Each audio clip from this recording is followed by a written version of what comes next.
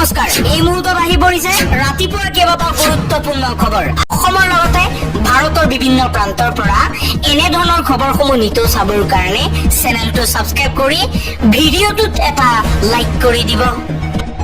এটা খবৰ 23 ছেপ্টেম্বৰত সম্পূৰ্ণ হ'ব জুবিন গাৰ্গৰ শেষকৃত্য। 23 ছেপ্টেম্বৰলৈ বৃদ্ধি কৰা হৈছে ৰাজ্যিক শোক। কেবিনেট বৈঠকৰ অন্তত হিমন্ত বিশ্ব শৰ্মাই এই কথা জনাইছে। লগতে সোণাপুৰৰ কমাৰকুছিত হ'ব প্ৰাণৰ শিল্পী জুবিনৰ শেষ ঠিকনা। সোণাপুৰ যোৰাবাটৰ মাজৰ দিচাং ৰিজৰ্টৰ সমীপৰ প্ৰায় 10 বিঘা মাটিত হ'ব জুবিনৰ স্মৃতি সৌধ। কেবিনেট বৈঠকৰ অন্তত হিমন্ত বিশ্ব শৰ্মাই এই কথা জনাইছে।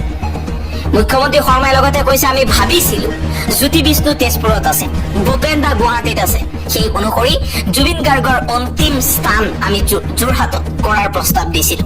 আমি বহুতৰে সৈতে আলোচনা কৰিছিলো, কিন্তু সেই সিদ্ধান্ত যিহেতু জুবিন গাৰ্গৰ পৰিয়ালৰেই হ'ব, সেইবাবে তেখেতসকলে বিভিন্ন কাৰণত গুৱাহাটীৰ আশে পাশে জুবিন গাৰ্গৰ অন্ত্যেষ্টিক্ৰিয়া সম্পূৰ্ণ কৰাৰ বাবে ৰাজ্য চৰকাৰক অনুৰোধ জনাইছে।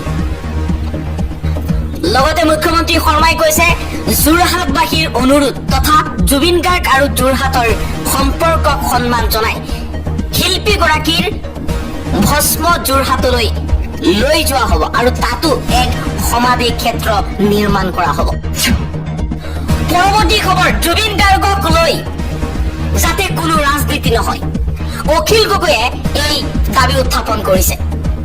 অখিল গগৈয়ে ফেচবুকত এটা পোষ্টত কৈছে, বাৰু মুখ্যমন্ত্ৰী ডাঙৰীয়া, গৰিমা গাৰ্গৰ অনুৰোধত সিদ্ধাৰ্থ শৰ্মাক ধৰি নানিলে কিয়? একেই এজাহাৰত নাম থকা শ্যামকানু মহন্তক কাৰ অনুৰোধত এতিয়ালৈকে গ্ৰেপ্তাৰ কৰা নাই? জবাব লাগে।